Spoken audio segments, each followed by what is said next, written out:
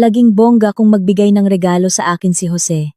Noong anibersaryo ng aming kasal, isang mamahaling jacket na 2 beses ko lang naisuot sa corporate party niya at sa burol ng kapitbahay namin sa 3 palapag. Dahil wala nang ibang pagkakataon, sa aking kaarawan, isang trip sa isang resort, kung saan mag-isa akong nagpunta, at sa loob ng 2 linggo, ay ginamot ang aking mga nerbiyos na sinira mismo ni Jose.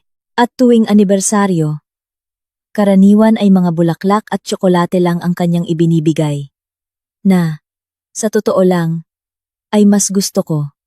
Ngunit noong Martes na iyon, nalampasan ni Jose ang kanyang sarili. Nakatayo ako sa labas. Hawak ang isang supot ng gatas at pandesal, at nakatingin sa isang napakaputing sasakyan na may pulang laso. Isang malaking laso, sapat na ang laso para ibalot sa isang monumento, at may matitira pa para sa isang banda. Oh, sabi ni Jose, nagniningning, na parang siya mismo ang nagluwal ng sasakyang iyon. Gusto mo ba? 38 taong gulang na ako. 5 taon na ang nakalipas mula nang makuha ko ang aking lisensya sa pagmamaneho. Ngunit ang kumpiyansa ko sa pagmamaneho ay parang isang parkapino na lumalangoy. Ibig sabihin, teknikal na kaya ko, ngunit mas pinipili kong wag sumugal. Wala akong sariling sasakyan. Gumagamit ako ng pampublikong sasakyan. Pasensya ni Jose. At minsan taxi, kapag pinahihintulutan ng aking konsensya. Jose, sabi ko. Ano ito? Isang sasakyan. Clara, isang kotse. Binigkas niya ito ng may diin sa bawat pantig, tulad ng isang speech therapist na nakikipag-usap sa isang mahirap na kaso. Nakikita ko na sasakyan ito. Bakit? Dahil asawa kita. At nararapat kang magkaroon ng sarili mong sasakyan. Hindi yung nakikipagsiksikan ka sa jeep, kasama ang mga matatanda at kanilang mga bayong. Napatingin ako sa supot sa aking kamay, gatas at pandesal. Isang klasikong hanay ng isang babaeng nakikipagsiksikan sa jeep kasama ang mga matatanda. Pero mahal ito. Sinubukan kong ipasok ang tinig ng katwiran. Clara, nagtatrabaho ako para sa pamilya. Hayaan mo akong gastusin ito. Si Jose ay isang foreman sa isang malaking construction site. Hindi kami naliligo sa pera. Ngunit sapat ang aming kinikita para sa aming pamumuhay at mayroon pang sobra. Nakatira kami sa isang 3-bedroom na apartment. Ang aming anak na si Sofia ay nag-aaral sa isang magandang eskwelahan. Tuwing tag-araw, nagpupunta kami sa dagat. Isang ordinaryong, normal na buhay. Walang luho, ngunit hindi rin nagugutom. Saan nagmula ang pera para sa isang bagong sasakyan? Isang tanong na, tanga ako, tinanong ko lang sa aking sarili pagkatapos ng 1 linggo. At sa sandaling iyon, niyakap ko lang si Jose, nagpasalamat, at tinawagan ng aking ina. Ma? Binigyan ako ni Jose ng kotse. Tumahimik si Mama. Ang aking ina, si Aling Rosario, ay isang babaeng may mabigat na karanasan sa buhay at isang bahagyang hinala sa lahat ng magagandang bagay. Bago? Tanong niya. Bago? Puti. Paano mo nalaman? Hindi ko alam. Nahulaan ko lang. Isang puting kotse. Ibinibigay sa isang babae kapag nakakaramdam sila ng pagkakasala. Tandaan mo ang mga sinabi ko. Hindi ko tinandaan. Hindi ko tinandaan noon. Pagkatapos, ang mga salitang iyon ay tumatak sa aking isipan tulad ng isang tatak sa mainit na bakal. Sa unang linggo, nagmaneho ako sa paligid ng aming bakuran, literal na sa bakuran. Pauna atras. Pauna atras. Tulad ng isang pendulum na nakapalda, si Aling Nena, isang pensyonadong may largabista at walang katapusang libreng oras, ay pinapanood ako mula sa kanyang balkonahe at sumisigaw ng mga payo. Sa kaliwa, hindi dyan. Saan ka pupunta sa halamanan? Sa 2 linggo, nagkalakas loob ako at lumabas sa syudad. Nagmaneho ako papuntang palengke, bumili ng mga kamatis, at bumalik ng buhay. Ito ay isang tagumpay. At sa 3 linggo, naalala ko na ang isang bagong sasakyan ay dapat dalhin sa isang service center. Malay mo, baka may kailangang suriin, higpitan o ano pa. Sinabi ni Jose na hindi na kailangan. Dahil bago ang sasakyan, maayos ang lahat. Ngunit ako ay isang responsableng babae. Pagdating sa teknolohiya na hindi ko naiintindihan. Dahil nga hindi ko naiintindihan, gusto kong may ibang makaalam nito. Pinili ko ang auto shop, batay sa rekomendasyon ni Aling Nena. Kahit na wala siyang sasakyan, ngunit mayroon siyang apo. Si Anton, na nag-aayos ng lahat ng bagay na tumatakbo, lumalangoy, at lumilipad. Si Anton ay nagtatrabaho sa isang maliit, ngunit tapat na talyer sa labas ng bayan. Iyon ang sinabi ni Aling Nena, at naniwala ako sa kanya, dahil si Aling Nena ay bihirang magsinungaling at sa malalaking bagay lamang. Dumating ako sa talyer sa umaga.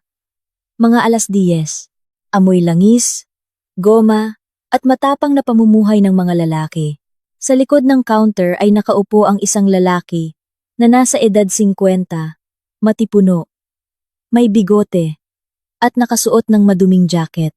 Sa kanyang bulsa ay may burdang Mang Ben. Magandang umaga, sabi ko. Gusto ko sanang ipatingin ang kotse. Bago ito, pero gusto kong siguraduhin na maayos ang lahat. Tiningnan ako ni Mang Ben. Pagkatapos ay ang kotse sa labas ng bintana. At pagkatapos ay sa akin muli. Bago. Sabi mo? Regalo ng asawa ko. Idinagdag ko ng walang dahilan. Siguro para hindi niya isipin na kaya kong bumili ng ganoong bagay. Sige, ipasok mo. Ipinasok ko ang kotse sa garahe. Binuksan ni Mang Ben ang hood, tinutukan ng flashlight, hinawakan ng isang bagay, yumuko, tumayo, at yumuko muli. Nakaupo ako sa isang plastik na upuan sa tabi ng pader, at nagbabasa ng isang magasin na mas matanda pa sa aking anak. Pagkatapos ng mga 20 minuto, lumabas si Mang Ben mula sa ilalim ng hood. Ang kanyang mukha ay may kulay na parang nakakita siya ng multo sa halip na isang makina. Regalo sa'yo ang kotseng ito? Tanong niya. Ang kanyang boses ay kalmado. Ngunit may kakaibang tono na naririnig sa mga taong pilit na pinipigilan ang kanilang sarili. Oo, sabi ko. Ang asawa ko. Pinunasan ni Mang Ben ang kanyang mga kamay ng isang basahan. Dahan-dahang isinara ang hood. Pagkatapos ay tumingin sa aking mga mata at sinabi, iwan mo dito, umuwi ka ng maglakad, at huwag mong sabihin sa asawa mo na nandito ka. Napanganga ako, pagkatapos ay isinara. Napanganga muli, nahulog ang magasin mula sa aking mga kamay at lumagapak sa sahig sa pahina na may ad ng isang vacuum cleaner. Paano? Paanong maglakad? Ano ang problema sa kotse? Tinanggal ni Mang Ben ang kanyang sombrero. Kinuskos ang kanyang kalbo, at isinuot muli. Makinig ka. Wala akong karapatang sabihin sa iyo. Pero kung nagtitiwala ka sa akin, umuwi ka. Kumilos ka ng normal. At huwag kang magsalita tungkol sa talyer. Tatawagan kita bukas. Mang Ben. Tumayo ako mula sa upuan, at nanginginig ang aking boses. Tinataktakot mo ako. May bomba ba dyan, droga? Bangkay? Hindi siya ngumiti. Mas masahol pa, sabi niya nang mahina. Nandoon ang katotohanan. Lumabas ako sa talyer, na nanginginig ang mga tuhod. Sa labas, sumisikat ang araw. Tumatakbo ang mga bata papunta sa eskwela. Isang aso ang abalang inaamoy ang isang poste. Patuloy na umiikot ang mundo na parang walang nangyari. At ako, nakatayo sa gitna ng mundong ito, na may isang supot na naglalaman ng mga susi sa buhay ng ibang tao. 40 minuto akong naglakad pa uwi. Sa loob ng panahong iyon, nakaisip ako ng 17 bersyon ng kung ano ang natuklasan ni Mang Ben. Sa ilalim ng hood, mula sa mga pekeng plaka, hanggang sa isang lihim na kompartimento na may mga brilyante. Walang bersyon ang malapit sa kung ano ang nalaman ko, kalaunan. Bumalik ako sa bahay sa estado ng isang taong sinabihan na masama ang mga resulta ng pagsusuri, ngunit hindi sinabi kung ano ang mga iyon. Ang pinakamasakit ay ang hindi pagkakaalam. Ang agwat sa pagitan ng may mali at ano ang mali. Sa agwat na iyon, Lahat ng pagkabalisa sa mundo. Lahat ng gabing walang tulog. Lahat ng sigarilyong nahit-hit. Kahit na tumigil na ako 4 na taon na ang nakalipas. At hindi alam ni Jose, dahil itinigil ko ang isang bagay na hindi niya pinaghihinalaan. Nasa bahay si Jose, nakaupo sa kusina, kumakain ng sinigang, at nakatingin sa kanyang telepono. Isang ordinaryong tanawin. Asawa, sinigang, telepono ang 3 haligi ng isang gabi ng pamilya. Naglakad ka ba? Tanong niya. Hindi inaalis ang tingin sa screen. Naglakad-lakad.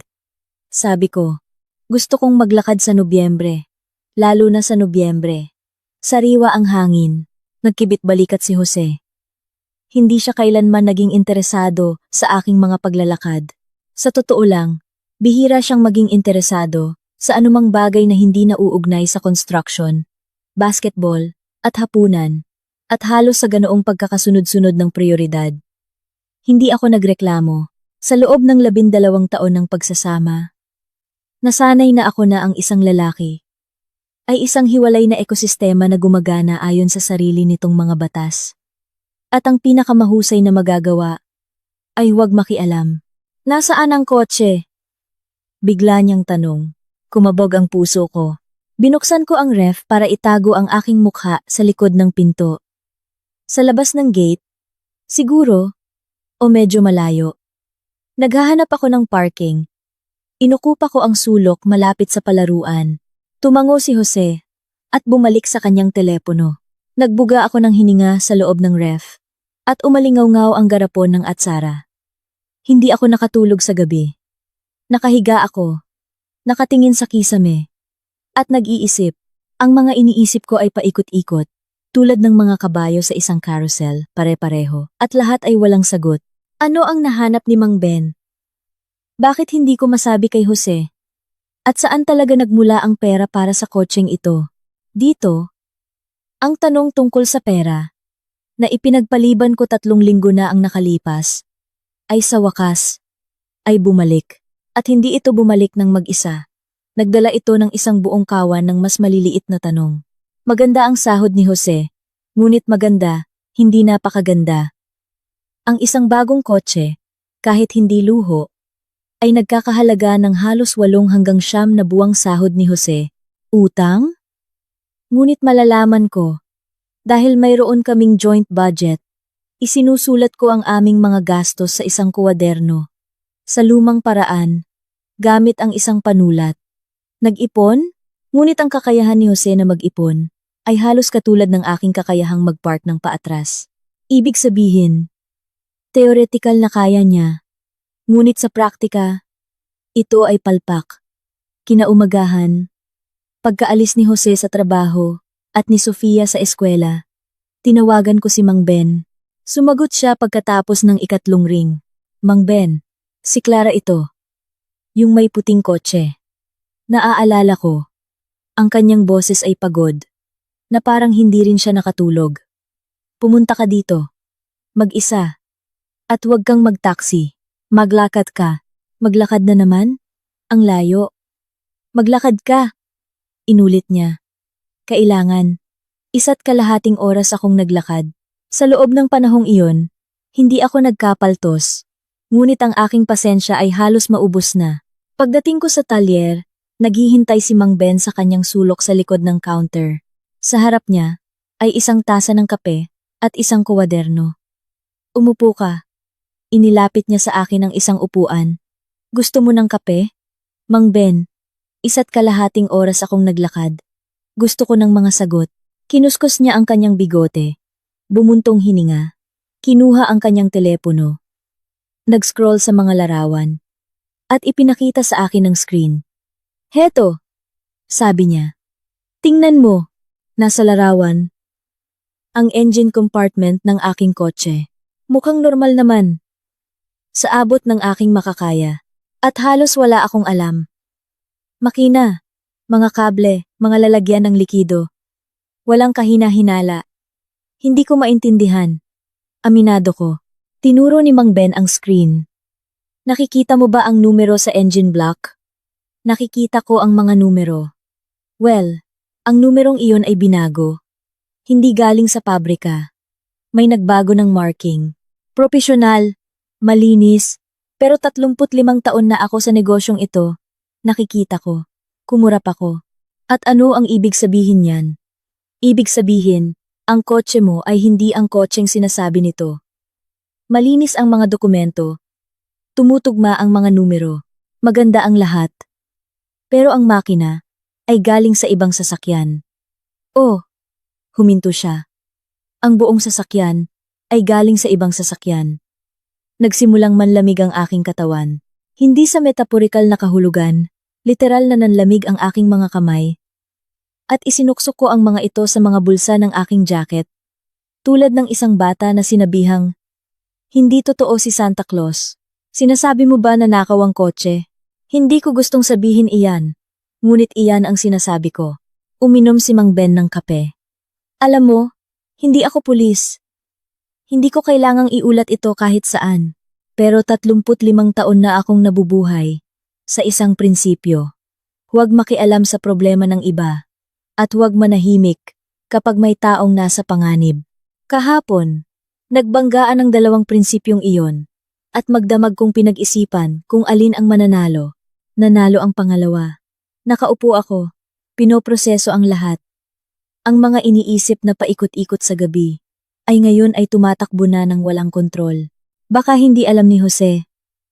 Kumapit ako sa isang dayami. Tulad ng isang asawang hindi pa handang malunod. Baka naloko siya.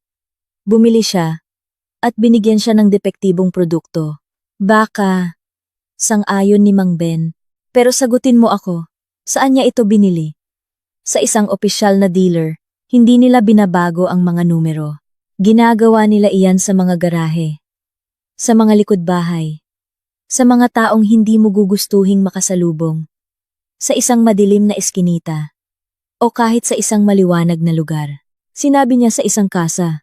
Saan? Nag-isip ako. Hindi sinabi ni Jose ang isang partikular na kasa. Sinabi lang niya, bumili ako ng kotse. Parang ang pinag-uusapan ay isang piraso ng tinapay. Hindi ko alam. Mahina akong sabi. Hindi ko rin alam. Tinago ni Mang Ben ang kanyang telepono. Kaya sinasabi ko sa iyo, huwag mong galawin ang kotse. Hayaan mo itong manatili dito sa akin. Kung magtanong ang asawa mo, sabihin mo na nabangga mo sa parking. Inaayos ko. 1 linggo, tatagal ang paliwanag na iyon. At sa loob ng 1 linggo, alamin mo. Alamin? Mang Ben? Isa akong accountant. Numero ang inaalala ko. Hindi mga nakaw na kotse. Tiningnan niya ako ng may kalmadong pakikiramay. Ang uri ng pakikiramay na matatagpuan lamang sa mga taong nakakita na ng sapat sa buhay upang hindi na magulat sa anumang bagay. Magaling kung accountant ka, sabi niya. Ibig sabihin, marunong kang magkuwenta? Magkuwenta ka. Sahod ng asawa mo. Halaga ng kotse. Ang pagkakaiba.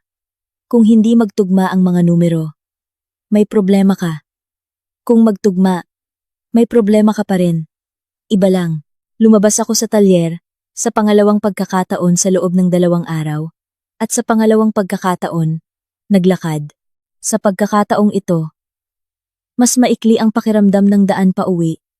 Marahil, dahil abala ang aking isip sa aritmetika, at hindi sa panik. Bagamat, sa totoo lang, hindi nawala ang panik. Pansamantala lang itong natabunan ng aritmetika. Sa bahay, kinuha ko ang aking kuwaderno ng mga gastos. Isang ordinaryong kuwaderno na may linyang 48 sheets sa pabalat. 12 taon ng family accounting sa mga ganitong kuwaderno. Isang buong estante sa aparador. Isang talaan ng aming buhay sa mga kolum ng kita at gastos. Pinagtatawanan ni Jose ang ugaling ito. Sinasabing ang mga normal na tao ay gumagamit ng mga app at malapit na akong gumamit ng abacus. Ngunit mas nagtitiwala ako sa panulat at papel kaysa sa isang screen. Hindi buburahin ng papel ang isang linya. Kung may makahanap na hindi ito komportable, binuksan ko ang kuwaderno para sa nakaraang taon at nagsimulang magkuwenta. Ang sahod ni Jose ay stable. 2 beses sa isang buwan. Pamilyar ang mga numero. Tulad ng sarili kong numero ng telepono. 2 bonus sa 1 taon. Parehong maliit. Ang aking sahod, nagtatrabaho ako bilang accountant sa isang construction firm, hindi sa kumpanya ni Jose, sa iba, magkasama. Kumikita kami ng sapat, ngunit ang sapat at isang bagong kotse ay magkaibang universo. Ang kotse ay nagkakahalaga ng halos kalahating taon ng aming pinagsamang sahod kung hindi kami gagastos ng kahit 1 sentimo. Hindi sa pagkain, hindi sa upa, hindi sa eskwela, hindi sa operasyon sa tuhod ng aking ina noong nakaraang Enero. Hindi magtugma ang mga numero. Hindi lang sila hindi magtugma. Naghiwalay sila tulad ng mga mag-asawang nagdidiborsyo. Sa magkabilang dulo ng korte, isinara ko ang kuwaderno at tinawagan ng aking ina. Ma, naaalala mo ba yung sinabi mo tungkol sa puting kotse at pagkakasala? Naaalala ko. Ano ang ibig mong sabihin? Kung ano ang sinabi ko. Nagbibigay ang isang lalaki ng mamahaling regalo sa 2 kaso. Una, mahal na mahal ka niya. Pangalawa, labis siyang nagkakasala sa iyo. Madaling makilala ang isa sa isa. Kung mahal ka niya, ibibigay niya sa iyo ang gusto mo. Kung nagkakasala siya, ibibigay niya sa iyo ang gusto niyang ipambayad. Pero gusto ko ng kotse. Gusto mo bang ayusin niya ang gripo sa banyo? Tumatagas ang gripo mula pa noong Agosto. Tama na naman ang aking ina. Walang awa. Talagang tumatagas ang gripo. Umupo ako sa kusina. Inilagay ang kuwaderno sa harap ko. At nagsimulang gumawa ng isang listahan ng mga bagay na alam ko. Isang ugali ng accountant. Kapag hindi mo alam kung ano ang gagawin, ayusin mo ang impormasyon. Kumuha ako ng isang malinis na papel at isinulat. 1. Ang kotse ay hinihinalang nakaw. Binago ang mga numero ng makina. 2. Pera para sa pagbili, hindi alam ang pinagmulan. 3. Pangalan ng kasa, kung saan binili, hindi alam. 4. Ayaw ni Jose na ipakita ang kotse sa isang service center. Idinagdag ko ang huling punto. Ngayon ko lang napagtanto ang kahalagahan nito, sinabi ni Jose. Hindi na kailangan, bago ang kotse. Noon, parang katamaran lang ng lalaki. Ngayon, iba na ang tunog. Tiningnan ko ang listahan. 4 na puntos, 4 na bitak sa pundasyon, na inakala kong matibay. At sa isang lugar sa ilalim ng pundasyon na iyon, nagtatago ang katotohanan na sinabi ni Mang Ben na mas masahol pa sa isang bomba, droga, at isang bangkay, ang katotohanan tungkol sa aking asawa. Mayroong ganitong katangian ang mga problema. Hindi sila nag-iisa. Kung nakakita ka ng isa, ibig sabihin may pamilya sa likod ng pader. Natuklasan ko ang aking pamilya ng mga problema sa 3 araw, pagkatapos ng aking pagbisita kay Mang Ben. Tulad ng nararapat sa isang accountant na may 12 taong karanasan sa pag-uulat ng pamilya. Sinabi ko kay Jose na nagasgasan ko ang bumper sa parking lot ng supermarket. Maliit na bagay. Isang gasgas. Ngunit nalungkot ako at dinala ko ito sa isang talyer sa rekomendasyon ng isang kapitbahay. Sinabi ng mekaniko na aabuti ng 3 hanggang 4 na araw, walang seryoso, at tatawagan na lang niya ako. Hindi na kailangang pumunta. Ganoon mismo ang reaksyon ni Jose, tulad ng inaasahan ko. Sumimangot siya. Sinabing, sabi ko sa iyo, mag-ingat ka, at bumalik sa kanyang telepono. Hindi man lang niya tinanong kung aling bumper, sa harap o sa likod. Hindi tinanong ang pangalan ng talyer. Hindi siya nag-alok na pumunta at tingnan. Dati, iisipin kong pagwawalang bahala ito. Ngayon, ang pagwawalang bahala ay may mapait na lasa, tulad ng isang tableta na nakalimutan mong inumin na may tubig. Si Sofia, ang aking 13 taong gulang na anak, ang tanging tao sa bahay na may napansin. Ma? Sabi niya sa gabi, nakatayo sa pintuan ng kusina. Nakapajama na may mga dinosaur 13 taong gulang. At pajama na may mga dinosaur. At itinuring ko itong isang magandang senyales. Ma, kakaiba ka. Anong ibig mong sabihin? 2 araw mo nang hinuhugasan ang parehong kaldero. Tiningnan ko ang aking mga kamay. Totoo, ang kaldero ay kumikinang tulad ng isang instrumento sa operasyon. Nag-iisip ako. Tungkol sa ano? Tungkol sa buhay. Sofia, matulog ka na. Ma, ang mukha mo ay parang mukha ng aming guro sa math kapag nakahanap siya ng pagkakamali sa aklat. Natulog si Sofia at naiwan akong nakatayo na may hawak na kaldero. Iniisip na mas maraming nakikita ang mga bata kaysa sa gusto nating makita. Mas marami pa. Kinabukasan, habang nasa trabaho si Jose, ginawa ko ang isang bagay na hindi ko kailanman ginawa sa loob ng 12 taon ng aming pagsasama. Hinalungkat ko ang kanyang mga gamit. Hindi naman sa prinsipyo akong tutol. Wala lang talagang dahilan. Hindi itinago ni Jose ang kanyang telepono. Hindi naglagay ng mga password sa halip. Mayroon siyang isang password para sa lahat. Ang kaarawan ni Sofia. Pabaliktad. Alam ko iyon. Alam niya na alam ko. At hindi siya nababahala. Transparency o kumpiyansa na hindi ako kailanman manghihimasok. Nagsimula ako sa kanyang mesa, sa itaas na drawer, mga panulat, mga paperclip, mga resibo para sa mga utility bill, isang business card ng isang dentista, isang expired na gym membership. Binili ito ni Jose noong Enero, sa isang bugso ng mga pangako sa bagong taon. At 2 beses lang siyang nagpunta. Walang interesante. Sa gitnang drawer, isang folder na may mga dokumento, mga pasaporte, mga sertipiko, mga insurance. Pinagdaanan ko ito. Lahat pamilyar. Lahat nasa lugar. Ang ilalim na drawer ay hindi bumubukas. Nakalak. Sa loob ng 12 taon, hindi ko sinubukang buksan ang ilalim na drawer. Para sa akin, may karapatan ang bawat tao sa isang saradong drawer, literal at metaporikal. Halimbawa, mayroon akong isang kahon ng sapatos sa itaas ng aparador, kung saan nakalagay ang mga sulat mula sa aking kaklase na si Leo, na nagtapat ng pag-ibig sa akin noong ikasiyam na baitang. Walang kriminal, puro sentimiento lang. Para kay Jose, ang ilalim na drawer. Sino ang nakakaalam? Mga sertipiko mula sa eskwela, isang army notebook, isang larawan ng isang dating kasintahan. May karapatan siya, ngunit ngayon, nakatayo ako sa harap ng drawer na ito, at ang karapatan sa pribadong espasyo ay dahan-dahang nagbibigay daan sa karapatang malaman kung ano ang sinasakyan ko at kung kaninong pera. Nahanap ang susi sa bulsa ng winter jacket ni Jose sa pinakamalayong sulok ng aparador. Maliit, patag, kulay tanso, isinuksok ko ito sa kandado.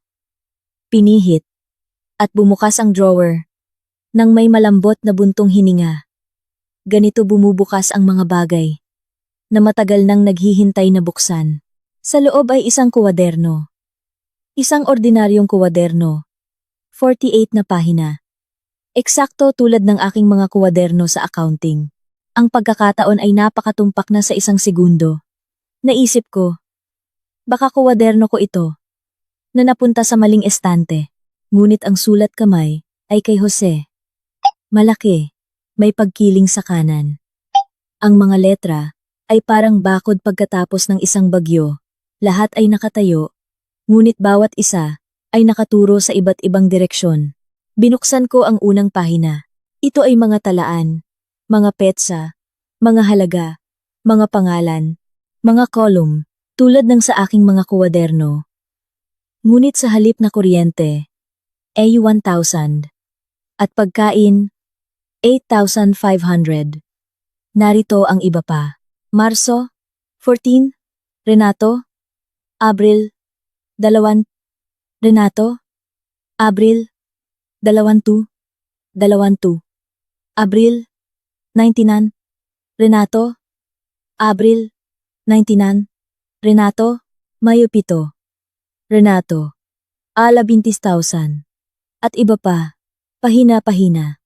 Palaging isang pangasya. Renato. Ang mga petsa ay humigit kumulang, bawat 2 hanggang 3 linggo, sa nakalipas na 8 buwan. Umupo ako sa sahig malapit sa mesa. Ang aking mga binti ay biglang bumigay, na parang may nagtanggal ng kanilang mga baterya. Ang kuwaderno ay nakapatong sa aking mga tuhod, at ang mga numero ay lumulutang sa harap ng aking mga mata. Isa akong profesional na accountant. Isang babaeng kayang balansehin ang debit at credit habang natutulog. Hindi ko mabalanseng ang debit at credit ng sarili kong asawa. Renato. Wala akong kilalang Renato. Sa loob ng 12 taon, hindi binanggit ni Jose ang pangalang iyon. Hindi sa mga party, hindi sa mga usapan, hindi sa telepono, at ang mga halaga. Kung pagsasamahin mo lahat ng nakasulat sa kuwadernong iyon. Lumalabas, kumuha ako ng panulat, at nagsimulang magkuwenta sa gilid ng pahina. Mas malakas ang ugali kaysa sa pagkabigla. Nagkuwenta ang aking mga kamay, habang tumatanggi ang aking isip na mag-isip. Ang kabuuan. Sa loob ng 8 buwan, nagbigay o tumanggap si Jose mula sa isang taong nagngangalang Renato ng isang halagang katumbas ng halaga ng aking napakagandang puting kotse, na ngayon ay nakatayo sa garahe ni Mang Ben, na may binagong mga numero. Pinagdaanan ko ang kuwaderno, hanggang sa dulo. Sa huling pahina, sa ibaba, sa ibang kulay asul na panulat, sa halip na itim may isang salitang nakasulat. Hindi pangalan, hindi numero, isang salita. Tama na. Walang tandang padamdam. Walang tuldok. Tama na lang. Na parang kinakausap ni Jose ang kanyang sarili. At inutusan ang kanyang sarili na tumigil. Maingat kong ibinalik ang kuwaderno sa drawer. Isinara ito. Ibinalik ang susi sa bulsa ng jacket. At inayos ang jacket para walang bakas na magpapakita ng aking panghihimasok. Pagkatapos ay naghugas ako ng kamay. Pagkatapos ay naghugas ulit ako ng kamay. Nang maigi, gamit ang sabon, tulad ng isang siruhano, bago ang isang operasyon. Kahit na ang operasyon ay hindi para sa akin. O para sa akin, tinawagan ko ang aking ina. Ma, may kilala ka bang nagngangalang Renato? Isang mahabang katahimikan. Tumahimik si mama tulad ng mga taong nagtitimbang kung sasabihin ang katotohanan o mananahimik. At parehong pagpipilian ay parehong masama. Oo, sa wakas, ay sabi niya. Si Renato ay pinsan ng iyong ama. Umalis ang aking ama sa pamilya noong 6 na taong gulang ako. Nag-impake lang siya ng maleta at umalis patungo sa ibang lungsod. Mag-isa akong pinalaki ni mama. Hindi namin pinag-uusapan ng aking ama. Hindi dahil masakit, kundi dahil wala nang pag-uusapan. Hindi siya tumawag. Hindi nagsulat. Hindi dumating sa aking mga kaarawan. Natunaw siya, tulad ng asukal, sa mainit na tubig. Nasanay na akong isipin na ang pamilya ng aking ama ay isang bagay na abstract, tulad ng dark matter theoretical na umiiral, ngunit hindi nakakaapekto sa aking buhay. At ano ang maaaring maging koneksyon ni Jose sa pinsan ng aking ama? Tumahimik pa si mama. Diyan, at tatumaa. Pagkatapos ay sinabi niya, Clara, pumunta ka dito. Huwag sa telepono. Pumunta ka. Ma, wala akong kotse. Nasa talyer ang kotse. Kung gayon, sumakay ka ng jeep, tulad ng dati mong ginagawa, bago pa ang lahat ng mga regalong ito. May kakaiba sa boses ni mama na hindi ko pa narinig dati. Hindi pagkabalisa. Ang pagkabalisa ni mama ay palaging nasa background, tulad ng ingay ng ref. Nasanay na ako. Hindi. Iba ito. Ito ay takot. Si Aling Rosario, isang babaeng nakaranas ng diborsyo, kawalan ng pera, ang dekada 90, isang operasyon sa tuhod, nang walang anesthesia, dahil naubos na ang anesthesia, at hindi pa tapos ang pila. Ang babaeng ito ay natatakot, at ang kanyang takot ay mas nakakatakot sa akin kaysa sa mga binagong numero, sa kuwadernong may mga numero. At sa misteryosong Renato, na pinagsama-sama, 1 oras ang biyahe ko papunta kay mama. Halos walang laman ang jeep. Kalagitnaan ng araw ng trabaho. Lahat ng normal na tao ay nasa trabaho. Tila tumigil na akong maging normal na tao. Sa sandaling isinara ni Mang Ben ang hood ng aking kotse, at namutla, binuksan ni mama ang pinto. Tiningnan ako, at ang unang sinabi niya ay, pumayat ka sa loob ng 4 na araw. Ma, hindi iyan ang dahilan kung bakit ako nandito. Alam ko, Pumasok ka. Nagpakulo ako ng tubig. 6 metro kwadrado lang ang kusina ni Mama. Ngunit mas maraming buhay ang nakapaloob sa mga metrong iyon kaysa sa ilang mga palasyo. Oilcloth sa mesa. Mga tasa na may mga tandang. Isang asukalan na may basag na gilid. Lumaki ako sa mesang ito. Dito ako tinuruan ng mga fraction. Dito ako umiyak. Pagkatapos ng graduation. Dito sinabi sa akin ni Mama na hindi na babalik ang aking ama at binigyan ako ng isang candy. Dahil ang candy ang tanging gamot na epektibo sa isang 6 na taong gulang. Magsalita ka, sabi ni Mama. Lahat, mula sa simula. Huwag kang mag-iwan ng anuman. Ikinuwento ko sa kanya ang tungkol sa kotse, kay Mang Ben, sa mga binagong numero, sa kuwaderno, kay Renato. Nakinig si Mama nang hindi sumasabad. Tanging nang banggitin ko ang pangalang Renato, mas humigpit ang pagkakahawak ng kanyang mga daliri sa tasa. Ma, sabi ko nang matapos ako. Ano ang alam mo? Inubos ni Aling Rosario ang kanyang tsaa. Maingat na inilagay ang tasa. Na parang naglalagay ng tuldok sa dulo ng isang pangungusap. Kung saan magsisimula ang isang bagong kabanata. Ang alam ko, sabi niya, ay hindi ang iyong asawa ang taong inakala mo. 12 taon na ang nakalipas. At alam ko iyon mula pa sa simula. May mga bagay na hindi mo mapaghahandaan. Isang lindol. Isang tawag mula sa eskwela. Ang mga salita ng sarili mong ina. Ang iyong asawa ay hindi ang taong inakala mo. Nakaupo ako sa mesa ni Mama, sa tapat ng asukalan na may basag na gilid, at pakiramdam ko ay dahan-dahang umiikot ang sahig sa ilalim ng kusina, tulad ng isang entablado sa isang teatro. Pareho ang mga dekorasyon. Ngunit iba na ang dula. Ma, sabi ko, pilit na pinipigilan ang panginginig ng aking boses. Nanginginig ito, ipaliwanag mo ng maayos. Anong ibig sabihin ng hindi siya ang taong iyon? Isa ba siyang espiya? Isang takas na bilanggo? Mayroon ba siyang ibang pamilya sa kabilang barangay? Nagbuhos pa si Mama ng tsaa. Isang kilos na sa aming pamilya ay nangangahulugang magiging mahaba ang usapan. Maging komportable ka. Naaalala mo ba kung paano kayo nagkakilala? Tanong niya. Oo naman.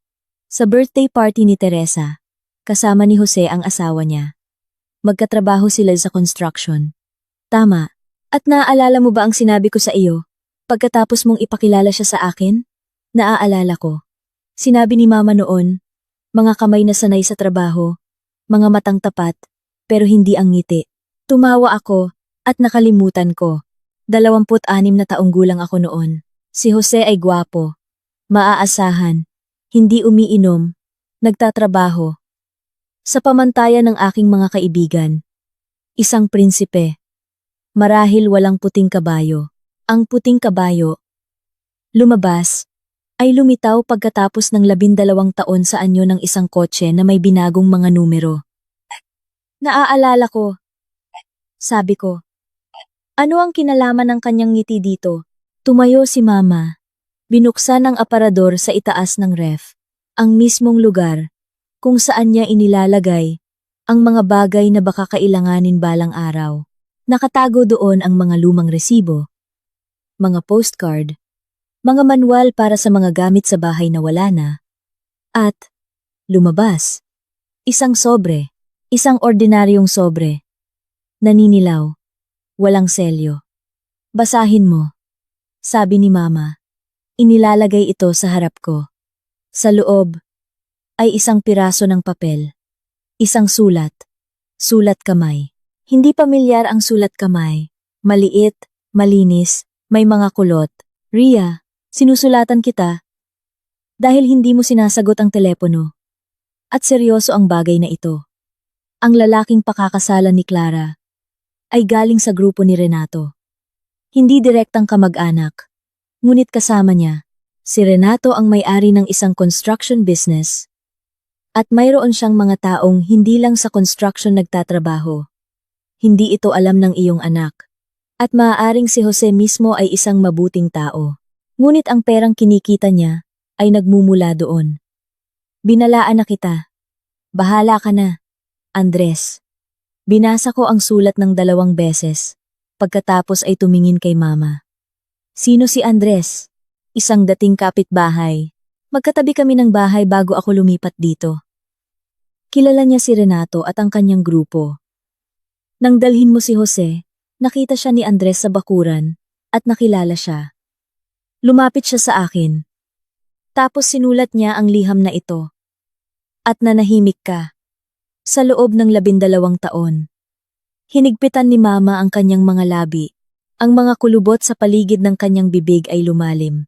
Na parang sinusubukan ng kanyang mukha na pigilan ang mga salitang gustong lumabas. Oo, sabi niya. Nanahimik ako. At ipapaliwanag ko kung bakit. Ngayong nagtatanong ka. 26 na taong gulang ka noon. Sa wakas. Nakilala mo ang isang lalaking hindi umiinom. Hindi nananakit. Umuuwi sa oras. At tumitingin sa iyo na parang ikaw ang nag-iisang babae sa mundo. Pinalaki kita ng mag-isa. Alam mo ba kung ano ang ibig sabihin ng mag-isa? Ibig sabihin, bawat gabi, natutulog ka at iniisip mo, kung magiging malungkot ang aking anak. Kasalanan ko ito, dahil hindi ko napigilan ang kanyang ama. Hindi ko siya binigyan ng normal na pamilya. Hindi ko ipinakita kung ano ang hitsura ng isang masayang pagsasama. At pagkatapos, dinala mo si Jose, at nagniningning ang iyong mga mata. Sa unang pagkakataon sa loob ng maraming taon. At hawak ko ang isang sulat, mula sa isang kapitbahay, na maaaring nagkakamali. Maaaring nagkakamali si Andres. Matanda na siya, nalilito sa mga tao. Isang beses lang nakita si Jose sa bakuran, mula sa malayo. Nagpasya ako na mas malamang na isang pagkakamali kaysa sa katotohanan. Nagpasya ako. O gusto kong magpasya. Hindi ko na rin alam. Tumahimik siya. Ang takure sa kalan ay dahan-dahang lumalamig. At pagkatapos? Tanong ko. At pagkatapos, nagpakasal kayo. Ipinanganak si Sofia. Nagtrabaho si Jose. Masaya ka. Hindi masaya kontento. Magkaibang bagay iyon, Clara. Ngunit malaki rin ang halaga ng pagiging kontento. Lumipas ang mga taon. At ang sulat ay nanatili sa aparador. Naisip ko. Baka nagkamali si Andres. Baka matagal nang umalis si Jose sa mga taong iyon. Baka nakaraan na iyon. Nagbabago ang mga tao. Nagbabago ang mga tao. Inulit ko. At ang mga kwadernong may mga halaga ay lumilitaw ng kusa. Tiningnan ako ni Mama. Sabihin mo sa akin ang higit pa. Tungkol sa kwaderno. Ikinuwento ko sa kanya ang tungkol sa mga talaan. Petsa, Renato, halaga. Tungkol sa kung paano nagsimula ang mga talaan noong Marso at hindi tumigil hanggang Taglagas. 8 buwan ng regular na paglilipat. Tungkol sa kung paano walang plus o minus sign, mga hubad na numero lamang, tulad ng mga kable na walang insulation. Tungkol sa salitang, tama na, sa huling pahina. Walang plus o minus. Inulit ni Mama ng may pag-iisip, kaya malinaw sa kanya ang direksyon. Hindi na kailangang markahan, dahil alam na niya kung ito ay kita o gastos. Tiningnan ko si Mama. Nang may paghanga, hindi accountant si Aling Rosario, ngunit ang kanyang lohika ay gumagana tulad ng isang Swiss watch. Tumpak, maaasahan, at walang dagdag na palamuti. Ma, ano ang gagawin ko? Una sa lahat. Hindi bagay sa isang accountant ang panic.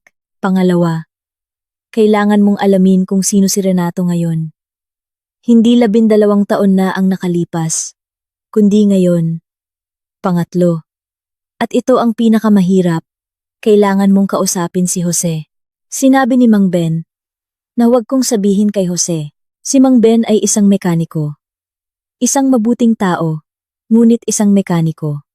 Nakikita niya ang kotse, hindi ang pamilya. Hindi ka maaaring manirahan kasama ang isang tao at magpanggap na walang alam. Hindi ka ganoong tao, Clara. Alam mo na ang lahat at ang kaalamang ito ay kakainin ka. Hanggang sa ilabas mo ito. Tama si Mama. Palagi siyang tama. At ito ay nakakagaan ng loob at nakakainis ng sabay. tulad ng nangyayari sa mga taong masyadong madalas tama. Sumakay ako ng jeep pa uwi. Hindi ibinigay sa akin ni Mama ang sulat. Sinabing, hayaan mo na kung nasaan ito. Hindi na kailangang magdala ng mga papel. Ngunit kinuhanan ko ito ng litrato sa aking telepono. Para sa anumang kaso. Isang ugali ng accountant. Idokumento ang lahat. Sa jeep. Hindi ko iniisip si Renato. Ang pera. O ang kotse. Iniisip ko si Jose. Kung paano siya sa loob ng 12 taon na ito. Gumigising siya ng alas 6 ng umaga. Nagtitimpla ng instant coffee. Palagi akong nagagalit. Sinasabing basura iyon. At sasagutin niya, okay lang naman ang kape. Masyado ka lang maarte. Pumupunta siya sa construction site. Umuuwi ng alas 7. Pagod, amoy semento, at hangin. Tuwing Sabado, dinadala niya si Sofia sa swimming. Tuwing Linggo, may inaayos siya sa bahay. Maliban sa gripo sa banyo, na tumatagas mula pa noong Agosto. Dahil kailangan nito ng isang partikular na gasket na hindi mahanap ni Jose. Sa tamang sukat, isang ordinaryong lalaki, isang ordinaryong asawa, isang ordinaryong ama, o hindi. Sa bahay, natagpuan ko si Sofia na nag-aaral. O sa halip, nakatingin sa kanyang telepono na natatakpan ng isang aklat sa biology. Isang karaniwang pagbabalat kayo na hindi nakakaloko sa sinumang ina sa kasaysayan. Sofia, sabi ko, may kilala ka bang mga kaibigan ni Papa? Itinaas ni Sofia ang kanyang mga mata. Sa edad na 13, may built-in na lie detector ang mga bata. Agad itong gumagana. Bakit? Nagtatanong lang. Hindi nagkukuwento si Papa. At hindi rin ako nagtatanong. Pero gusto kong malaman kung may dumadalaw sa kanya. May tumatawag ba? Dumating si Tito George. Naaalala mo? Sa kaarawan ni Sofia noong Setyembre. Noong nasa lola ka? Hindi ko naaalala. Dahil wala ako doon. Sino si Tito George? Hindi ko alam. Kaibigan ni Papa. Malaki. Kalbo. Nakaupo sila sa kusina. At nag-uusap ng mahina. Lumapit ako para kumuha ng juice. At tumahimik sila. Pagkatapos, sinabi sa akin ni Tito George. Magandang dalaga. Nagmana sa ina. At umalis siya. Wala nang ibang dumating? Wala. Ano ang nangyari? Wala. Gawin mo ang iyong takdang aralin. Tiningnan ako ni Sofia ng parehong tingin na tagpuan ng guro sa math. Ang isang pagkakamali sa aklat ngunit nanahimik. Si Tito George. Kalbo. Malaki. Dumating noong Setyembre. Isa pang pangalan. Isa pang tauhan sa dula. Ang script na binasa ko sa huli. Dumating si Jose sa gabi. Pagod. Pamilyar. Amoy semento. Kumain siya. Nanood ng TV. At natulog. Nakahiga ako sa tabi niya. Nakikinig sa kanyang paghinga. At nag-iisip. Sino ang taong ito na humihilik? Sa kabilang unan, ang asawang nagbibigay ng kotse sa kanyang asawa o ang taong tumatanggap ng pera mula kay Renato. Nagpapanatili ng isang kuwaderno na may mga halaga at tumatanggap ng mga bisita habang wala ang kanyang asawa sa bahay.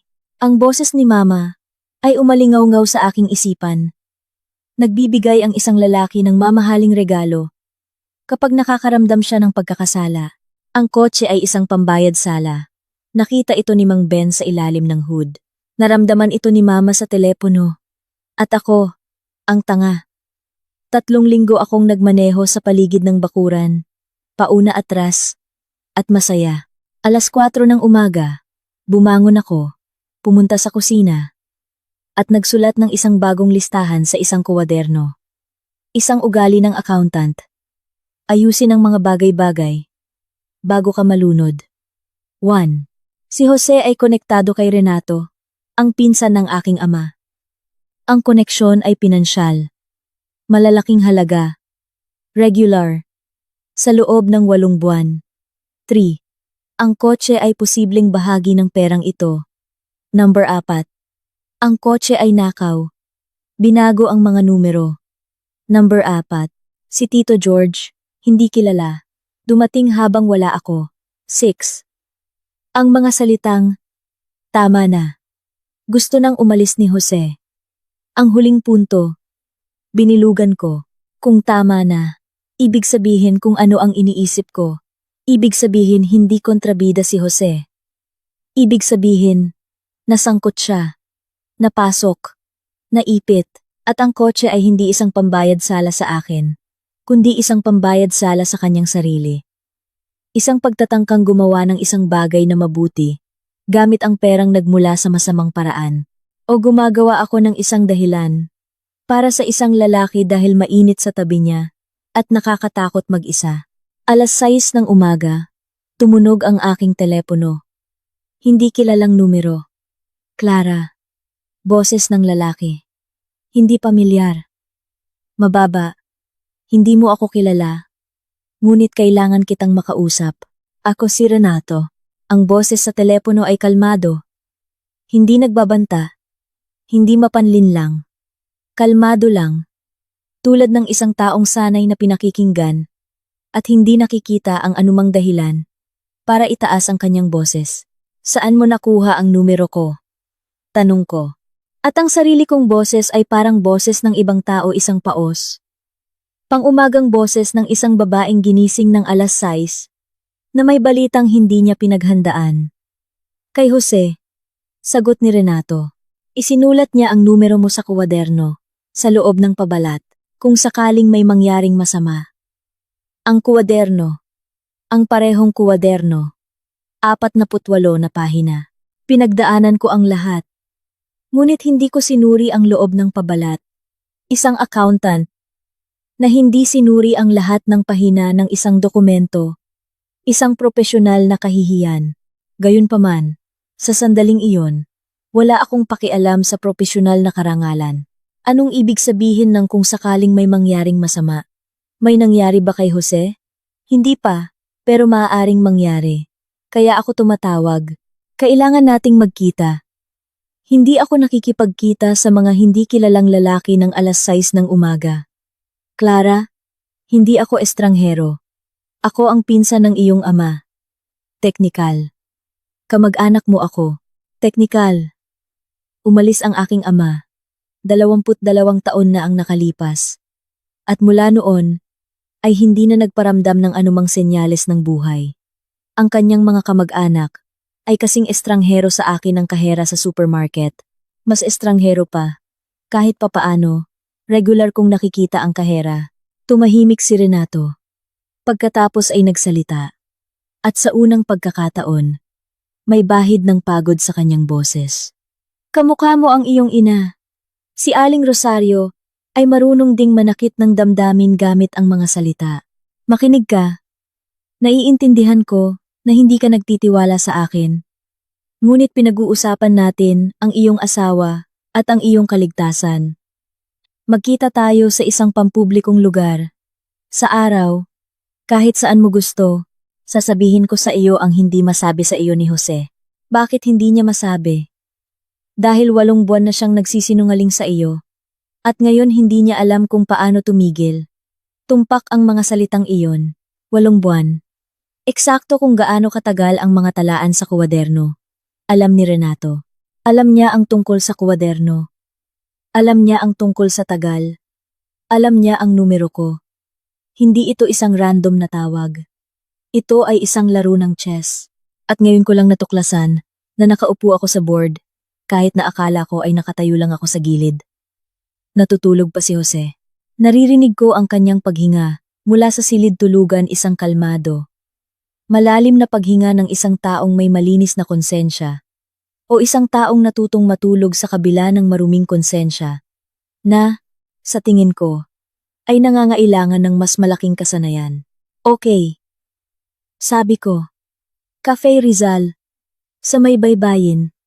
1:00 ng hapon. Ibinaba niya ang telepono. Nakatayo ako sa kusina.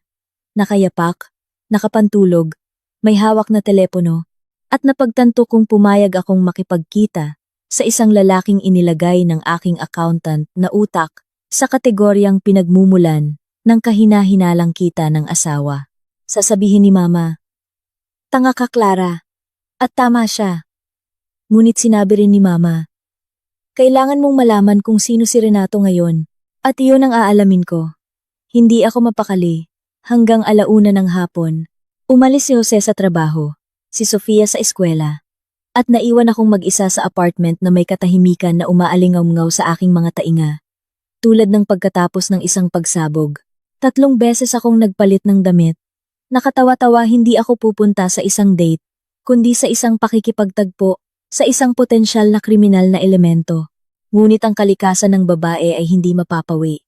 Kahit sa harap ng panganib, gusto mong magmukhang disente. Sa huli, nagsuot ako ng isang kulay abong Amerikana, maong, at sapatos na walang takong. Pinili ko ang mga sapatos hindi dahil sa estetika, kundi dahil sa praktikal na dahilan.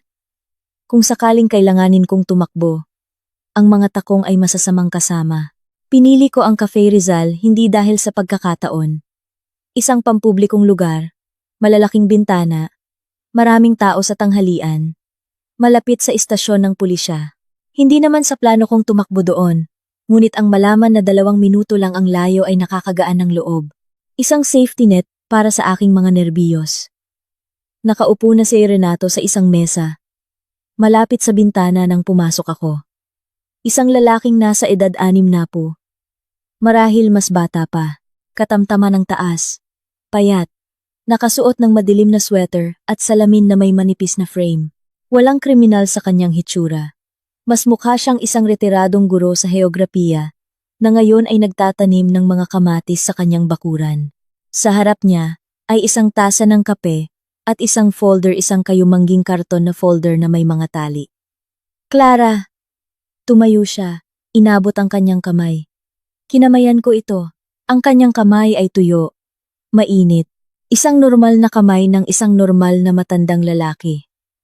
Walang singsing, walang tattoo, walang peklat, maliban sa kanyang mga kuko, na maayos na gupit. Malinis mga kamay na hindi sanay sa trabaho. Ang mga kamay ng isang taong matagal, nang hindi gumagawa ng pisikal na trabaho. Salamat sa pagdating mo. Umupo siya. Gusto mo bang umorder? Impormasyon. Bahagya siyang ngumiti. Ang kanyang ngiti ay parang ngiti rin ng isang guro. Mapagbigay. Ngunit walang pagmamataas. Okay. Walang paligoy-ligoy. Magtanong ka. Sasagutin ko. O gusto mong ikwento ko mula sa simula? Mula sa simula. Uminom si Renato ng kape. Tinanggal ang kanyang salamin. Pinunasan ng isang tissue, 1 kilos na. Napansin ko kalaunan, ay inuulit niya. Tuwing may sasabihin siyang mahalaga, isang uri ng ritual. Nasa construction business ako, nagsimula siya. 25 taon na. Nagsimula ako noong iba pa ang lahat, noong dekada 90.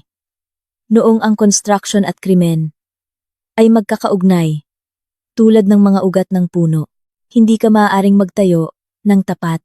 O sabihin na nating, ang mga hangganan ng katapatan ay napakalabo na walang nakakakita. Hindi ako nagdadahilan. Inilalarawan ko lang. Ituloy mo ang paglalarawan. Sa paglipas ng panahon, naging legal ang negosyo. Ganap. Mayroon akong isang construction company. Lahat opisyal, mga buwis, audit, mga tender. Ngunit ang nakaraan ay hindi isang Amerikana. Hindi mo ito maaaring hubarin at isabit sa aparador. May mga naiwang koneksyon, mga tao, mga utang hindi pinansyal, kundi yung mga hindi nasusukat ng pera. Naiintindihan mo ba? Naiintindihan ko. Ano ang kinalaman ni Jose dito? Muling pinunasan ni Renato ang kanyang salamin. Nagtrabaho si Jose sa aking construction site, 6 na taon na ang nakalipas. Isang mahusay na foreman. Matalino. Napansin ko siya. Pagkatapos ay umalis siya. Lumipat sa ibang kumpanya, yung pinagtatrabahuan niya ngayon. Hindi kami nag-usap sa loob ng 3 taon. At pagkatapos, noong Marso, siya mismo ang lumapit sa akin. Para saan? Para sa pera. Naramdaman kong kumirot ang aking tiyan. Ang kape na inorder ko ay nakatayo sa harap ko. Hindi pa nagagalaw. Lumapit si Jose. At sinabing kailangan niya ng pera. Malaki. Mabilis. Tinanong ko kung para saan. Matagal siyang ayaw magsabi. Pagkatapos ay ikinuwento niya. Tumahimik si Renato. Tumingin sa bintana. Sa labas ng bintana, may mga taong naglalakad. Mga sasakyang dumadaan. Mga kalapati na nag-aagawan sa isang piraso ng tinapay. Isang ordinaryong buhay na hindi alam na sa isang cafe, sa isang mesa malapit sa bintana, gumuho ang kuwento ng pamilya ng isang tao. May utang ang iyong asawa, sabi ni Renato. Hindi sa akin, sa ibang tao. Nasangkot siya sa isang issue ng muling pagbebenta ng mga materyales sa construction. Simpleng sistema. Mula sa construction site, isinusulat ang material bilang sira, ngunit sa katotohanan ay ibinebenta sa labas. Pumipirma ang foreman sa isang ulat ng pag-dispose at kinukuha ang kanyang bahagi. Ginawa ito ni Jose sa loob ng 1.5 taon bago pa siya lumapit sa akin. Pagkatapos, natuklasan ang sistema hindi ng pulisya, kundi ng mga may-ari ng construction site. Hindi sila tumawag ng pulis. Bakit pa ilalabas ang maruming damit? Ngunit binigyan nila si Jose ng isang singil. Ibalik ang lahat ng kinita niya sa mga pag-dispose, kasama ang dagdag para sa moral damages, tulad ng tawag nila. Ang halaga ay napakalaki na hindi ito kayang bayaran ni Jose, kahit sa loob ng 3 taon. Nakaupo ako, at naramdaman kong ang puzzle na binuo ko nang paunti-unti sa loob ng 4 na araw ay biglang nagsimulang magkaisa. Ngunit ang larawan dito ay hindi ang inaasahan ko. Hindi isang criminal thriller, kundi isang kaawa-awang kwento sa bahay. Isang asawang nagnanakaw mula sa construction site, nahuli, at ngayon ay nagbabayad. At lumapit siya sa iyo para sa pera para magbayad? Oo. Alam niya na kamag-anak ako ng kanyang asawa. Malayo, ngunit kamag-anak. At alam niya na mayroon akong pera. Lumapit siya hindi bilang isang negosyante, kundi bilang pamilya. Nakakatawa, hindi ba? Isang taong hindi man lang binanggit ang pangalan ko sa kanyang asawa. Sa loob ng 12 taon, lumapit sa akin bilang pamilya ng kailanganin niya. At binigyan mo siya? Binigyan ko siya ng paunti-unti. Ang mga halagang nakita mo sa kuwaderno, kung natagpuan mo ito.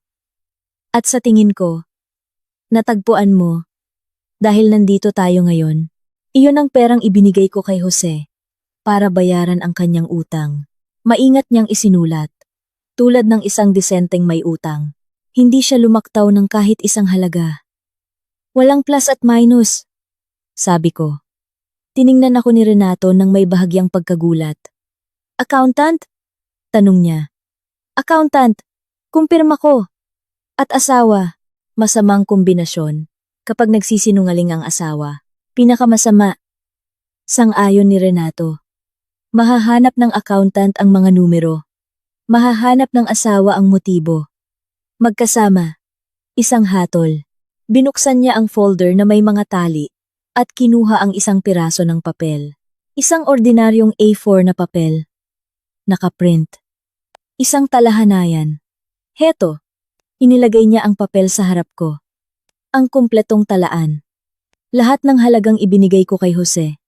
Kasama ang mga petsa. Nabayaran ang utang noong Oktubre. Ang huling bayad ay noong Oktubre 23. Ang salitang, tama na sa kuwaderno. Hindi ito isang utos sa sarili. Ito ay isang pahayag. Nabayaran na ang utang. Tama na. Tiningnan ko ang talahanayan. Magkatugma ang mga numero sa kuwaderno. Bawat petsa, bawat halaga. 12 bayad sa loob ng 8 buwan. Ang kabuuan ay mahigit 1.2 milyon. At ang kotse? Tanong ko. Ang kotseng may binagong mga numero. Bahagi rin ba iyon ng utang? Inilagay ni Renato ang kanyang tasa. Nawala ang pagiging malumanay ng isang guro. Napalitan ng isang bagay na mas matigas. Iyon ang gusto kong pag-usapan. Sabi niya. Ang kotse ay ibinigay kay Jose ng mga taong pinagkakautangan niya. Nang mabayaran na ang utang, binigyan nila siya ng kotse bilang isang tanda ng mabuting kalooban. Di umano, bilang isang regalo.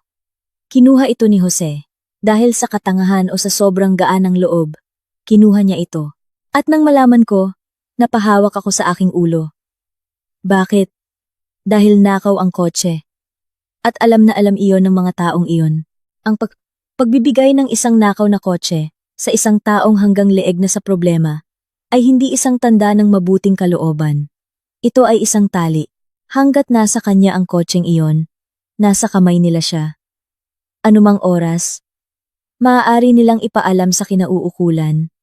At si Jose ay hindi napupunta sa construction site, kundi sa ibang lugar. At ibig sabihin, gagawin niya ang sasabihin nila sa kanya. Kung kailan nila sasabihin, kung gaano karami ang sasabihin nila, patuloy na nag-aagawan ang mga kalapati sa labas ng bintana. Hindi gumuho ang mundo. Ngunit sa loob ko, may isang bagay na dahan-dahang nabasag. Tulad ng yelo sa isang ilog sa pagtatapos ng taglamig. Hawak pa rin, ngunit mapanganib ng lakaran. Kaya tinawagan mo ako, sabi ko. Hindi ito sasabihin sa iyo ni Jose. Takot siya. Takot siyang iwanan mo siya. Nakunin mo si Sofia. Nagumuho ang lahat. Iniisip niya na kung mananahimik siya ng sapat na katagalan, mawawala ang problema. Hindi ito mawawala. Kailangang ibalik ang kotse o sirain ang mga bakas. O may ikatlong opsyon. Ngunit pag-uusapan natin iyon pagkatapos mong magpasya sa pinakamahalaga. Ano ang pinakamahalaga? Tiningnan ako ni Renato sa mata.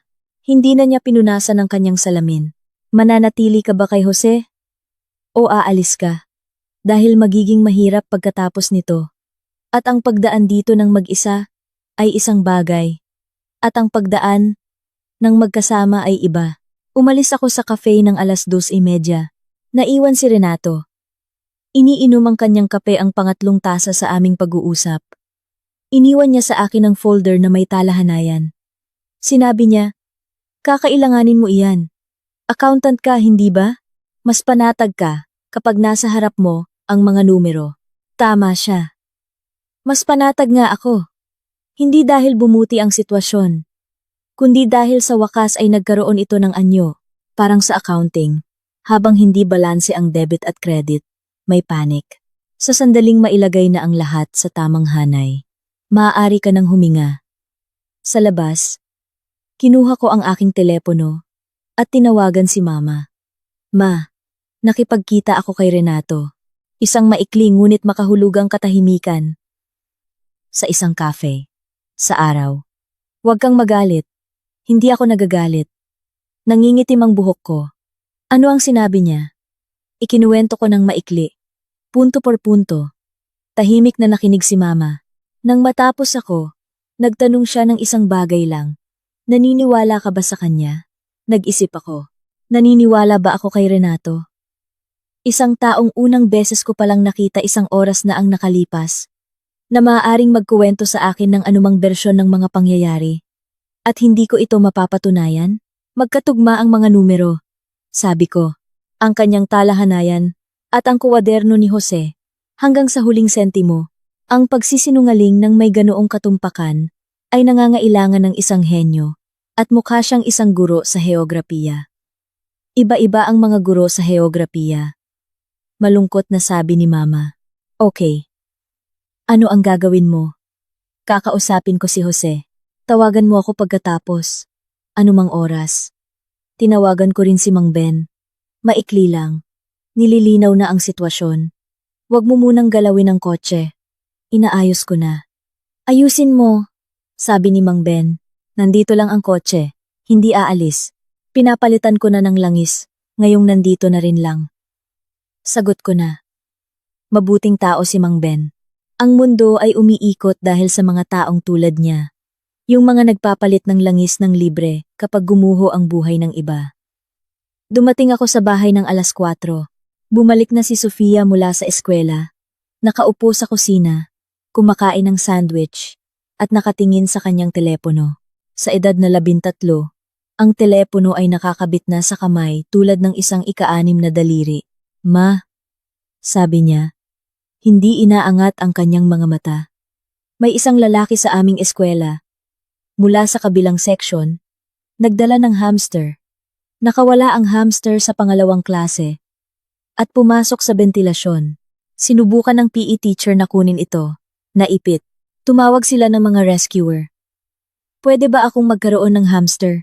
Hindi, sabi ko ng automatiko. At ang rescuer? Hindi ko napigilang ngumiti. May pambihirang talento si Sofia na pag-aani ng sitwasyon. Kahit hindi niya sinasadya, mas matalino ang mga bata kaysa sa mga matatanda. Nabubuhay sila sa kasalukuyan. Hindi nila binubuhay ang mga buto ng nakaraan. At hindi nagtatayo ng mga bilangguan mula sa hinaharap. Dumating si Jose ng alas 7. Tulad ng dati, kumain siya, umupo sa harap ng TV. Hinintay kong pumasok si Sofia sa kanyang silid. Isinara ang pinto ng kusina at umupo sa tapat ng aking asawa. Jose, sabi ko, patayin mo ang TV. Tiningnan niya ako. May isang bagay sa aking boses, tila, na nagsabi sa kanya na hindi ito tungkol sa tumatagas na gripo o sa isang pulong ng mga magulang. Pinatay niya ito. Ano? Tanong niya. Inilagay ko ang folder ni Renato sa mesa. Binuksan ito. Ang talahanayan na may mga halaga ay nasa pagitan namin, tulad ng isang mapa ng isang minahan. Alam ko na ang tungkol kay Renato, sabi ko. Alam ko na ang tungkol sa utang. Alam ko na ang tungkol sa pag-dispose mula sa construction site. Alam ko na ang tungkol sa kotse. Tinitigan ni Jose ang talahanayan. Ang kanyang mukha ay dahan-dahang nagbabago, tulad ng langit bago ang isang bagyo. Una, pagkalito. Pagkatapos ay pagkilala. Pagkatapos, takot. At sa wakas, isang bagay na hindi ko agad na pangalanan. Kalaunan, napagtanto ko ginhawa, isang napakalaki. Pagod na ginhawa ng isang taong 8 buwan. Nang nagdadala ng isang sako ng bato. At sa wakas, ay ibinagsak ito sa sahig. Saan mo nalaman? Paos niyang tanong. Hindi mahalaga kung saan. Ang mahalaga, ano ngayon? Ibinaba ni Jose ang kanyang ulo, ang kanyang malalaking kamay. Mga kamay ng isang foreman, nasanay sa mga ladrilyo, at bakal, ay nakapatong sa mesa, at nanginginig. Clara, sabi niya, gusto kong sabihin sa iyo, 100 beses kong gustong sabihin, bawat umaga, gumigising ako at iniisip, ngayon, sasabihin ko. At bawat umaga, hindi ko magawa. Dahil paano mo sasabihin sa iyong asawa? Nagnakaw ako. Nahuli ako. At ngayon ang buhay natin ay hindi na sa atin. Maaari kang magsimula sa, Clara, may problema ako. Sabi ko, tulad ng isang normal na matanda. Tulad ng isang asawa. Natatakot akong iwanan mo ako. Maaari pa rin akong umalis. Tanging ngayon, masakit din hindi dahil sa pagnanakaw, kundi dahil sa pagsisinungaling. Itinaas ni Jose ang kanyang ulo. Ang kanyang mga mata ay pula, ngunit tuyo. Ang mga lalaking tulad niya ay hindi umiiyak. Namumula sila. Nagsisikip ang kanilang mga panga at nananahimik. Ang katahimikan, ang kanilang paraan ng pag-iyak. Sabihin mo sa akin ang lahat, sabi ko. Mula sa simula, pagod na akong magbuo ng mga piraso. At ikinuwento niya. Matagal siyang nagsalita. Halos 2 oras. Lumamig ang tsaa. Dumilim sa labas ng bintana. 2 beses kumatok si Sofia sa pinto ng kusina. At parehong beses, sinabi ko, mamaya na. Sofia. Sa pangatlong beses, isinuksok niya ang isang piraso ng papel sa ilalim ng pinto. Maghihiwalay ba kayo? Kung oo, sa mama ako titira. Gusto ko pa rin ng hamster. Itinago ko ang piraso ng papel sa aking bulsa at bumalik kay Jose. Ang kanyang kuwento ay mas simple at mas mapait kaysa sa aking inaakala. 1.5 taon na ang nakalipas, bago pa man ang mga talaan sa kuwaderno. Nasangkot si Jose sa isang grupo na nagbebenta ng mga materyales sa construction.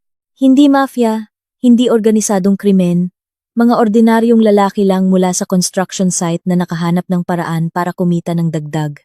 Pumipirma ang foreman sa isang ulat na sira ang semento. Ang semento ay ibinebenta sa labas. Ang pera ay napupunta sa bulsa. Isang lumang sistema, kasing tanda ng construction mismo. Alam ni Jose na illegal ito. Ngunit at dito, tumingin siya sa aking mga mata ngunit gusto niyang magkaroon tayo ng mas marami. Mas maraming pera. Mas maraming pagkakataon.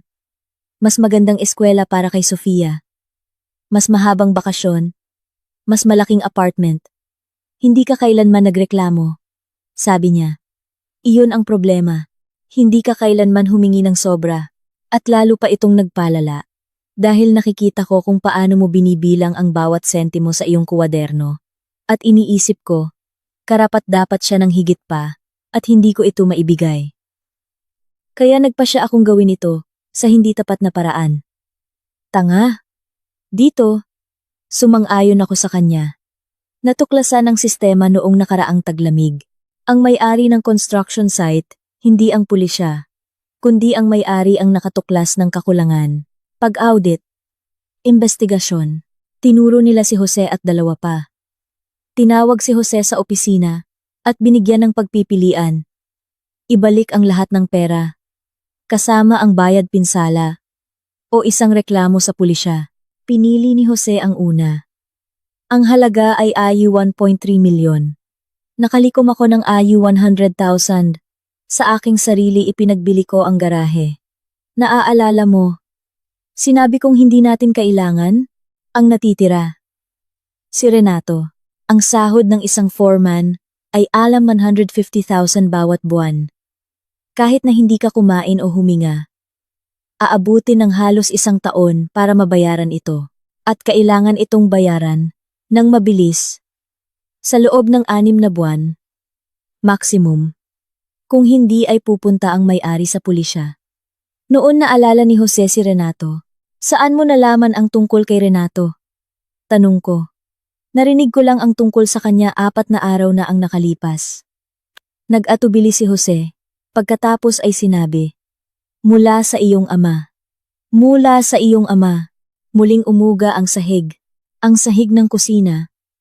Matibay. Nakatile. Na pinagkatiwalaan ko sa loob ng 38 taon. Ay umuga. Ang aking ama. Nakausap mo ang aking ama? Isang beses. Matagal na. Noong nagsisimula pa lang tayo. Siya mismo ang tumawag sa akin. Hindi sa iyo. Sa akin. Sinabi niya. Alam kong kasama mo ang aking anak. Wala akong problema sa iyo. Ngunit kung sakaling magipit ka. May isang tao. Si Renato. Pinsan ko. Tutulong siya. Ibinigay niya ang numero. Isinulat ko at nakalimutan. Sa loob ng 12 taon, nakalimutan. Ang aking ama, inulit ko ng dahan-dahan, na hindi man lang ako tinawagan sa loob ng 32 taon, ay tumawag sa iyo. Oo, tumayo ako mula sa mesa. Lumapit sa bintana. Sa labas ng bintana, dumidilim ang bakuran. Mga ilaw sa poste. Isang palaruan. Isang bangko. Kung saan nakaupo si Aling Nena. Sa tag-araw kasama ang kanyang largabista. Isang ordinaryong bakuran ng isang ordinaryong bahay. At sa loob ng bahay na ito, sa kusinang ito, sa mesang ito, gumuho ang lahat ng inakala kong totoo. Ang aking ama, isang anino, isang multo, isang blangkong espasyo sa hanay ng ama, ay hindi pala ganap na blangko. Tinawagan niya si Jose. Alam niyang nakikipag-date ako kay Jose. Nagmamasid. Nag-iimbestiga. O umiikot lang sa parehong mga bilog. Tulad ni Renato. At nalaman ng hindi sinasadya. Hindi na ba siya tumawag? Tanong ko. Hindi lumingon. Hindi. Isang beses lang. Isang tawag. 12 taon na ang nakalipas. At hindi mo sinabi sa akin. Clara, sa loob ng 12 taon, hindi mo binanggit ang salitang ama. Ano ang dapat kong sabihin? Alam mo, ang iyong ama, na binura mo sa iyong buhay, ay tumawag sa akin at binigyan ako ng numero ng isang kahina-hinalang kamag-anak. Iisipin mong nababaliw ako. Tama siya. Noon, iyon ang iisipin ko. Ngayon, Hindi ko na alam kung ano ang iisipin. Okay, bumalik ako sa mesa. Ituloy mo. Binigyan ka ni Renato ng pera. Binayaran mo ang utang, ang kotse. Napalunok si Jose. Nang mabayaran na ang utang, sa pagtatapos ng Oktubre, lumapit sa akin si George. Si George ay tauhan ng may-ari ng construction site, yung pinagbabayaran ko. Malaki. Kalbo. Alam ko. Dumating siya sa bahay noong Setyembre. Para sa kaarawan ni Sofia. Namutla si Jose. Sinabi sa iyo ni Sofia. Sinabi sa akin ni Sofia, mas marami siyang napansin kaysa sa inaakala mo. Pinunasan ni Jose ang kanyang mukha. Ang kilos ng isang taong sinusubukang burahin ang nangyayari. Tulad ng tisa sa isang pisara. At natuklasan na nakasulat ito sa isang marker. Dumating si George para tingnan kung tumatakas ako. Kung nagbabayad ako. Nagbabayad ako. Noong Oktubre, nang maibigay ko ang huling halaga, ibinigay sa akin ni George ang mga susi ng kotse. Sinabing regalo. Mula sa boss. Isang regalo. Iregalo mo sa asawa mo. Ako. Natuwa ako. Tanga. Naisip ko. Tapos na ang lahat. Masaya sila. Ito ay isang tanda ng kapayapaan. Gusto kong pasayahin ka. Gumawa ng isang bagay na mabuti. Sa gitna ng lahat ng duming ito, kaya ibinigay mo sa akin. Hindi mo itinago para sa iyong sarili. Kung itinago ko para sa aking sarili, magtatanong ka kung saan nagmula. Ngunit ang isang regalo sa isang asawa ay ibang bagay. Nagbibigay ang isang asawa sa kanyang asawa. Natutuwa ang asawa. Mas kaunti ang mga tanong. Ang lohika ay baluktot. Tulad ng sulat kamay ni Jose. Ngunit naiintindihan ko ito. Ang lohika ng lalaki. Itago ang isang problema sa loob ng isang regalo. At umasa na ang pambalot ay hindi masisira. Sabi ni Renato. Ang kotse ay isang tali. Sabi ko. Nahawak ka nila sa leeg. Na anumang oras, maaari nilang ipaalam sa pulisya. At mapupunta ka sa malayo. Matagal na nanahimik si Jose. Pagkatapos ay tumango. Naintindihan ko iyon. Hindi agad. Pagkatapos ng isang linggo, nang tumawag si George at hiniling na pumirma ako sa isa pang ulat ng pag-dispose sa isang bagong construction site.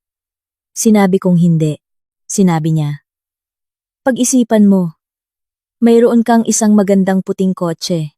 Sayang kung may mag-check ng mga numero. Tahimik ang kusina. Tumitiktak ang orasan sa dingding.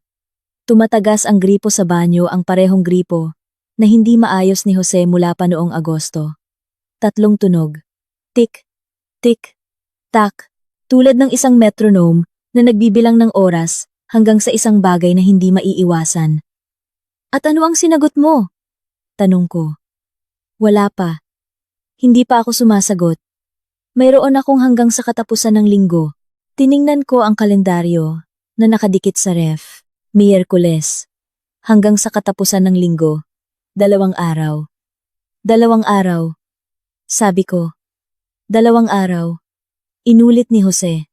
Nakaupo kami sa tapat ng isa't isa. Mag-asawa. 12 taon ng pagsasama. Isang anak. Isang apartment. Isang buhay. At sa pagitan namin, sa mesa, ay isang talahanayan na may pera ng ibang tao. Tulad ng isang linya sa gitna ng isang kalsada na maaari pa ring tawiran. O hindi na? Okay, sabi ko. At ang aking boses ay biglang naging boses na ginagamit ko sa trabaho.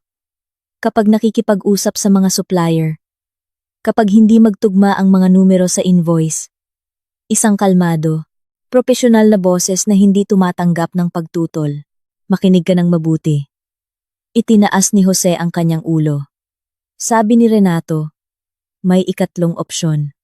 Sa tingin ko, alam ko kung ano iyon. Ngunit una, sasagutin mo ang isang tanong. Isa lang. Tapat. Ano? Gusto mo pa bang maging asawa ko? Tiningnan ako ni Jose. At sa unang pagkakataon sa loob ng 12 taon, nakita kong tumulo ang isang luha sa kanyang pisngi, isang mabilis. Galit na luha. na parang lumabas laban sa kanyang kalooban. Gusto ko, sabi niya. Kung gayon, aayusin natin ito ng magkasama. Ngunit kung magsisinungaling ka ulit sa akin, kahit isang beses, kukunin ko si Sofia, ang hamster na makukuha pa rin niya, at aalis ako. At hindi sapat ang lahat ng Renato sa mundo para ibalik ako. Malinaw? Malinaw. Mabuti. Ngayon, makinig ka sa plano. Ang plano ay hindi nagmula sa wala. Nagmula ito sa parehong lugar kung saan nagmumula ang lahat ng desisyon sa accounting.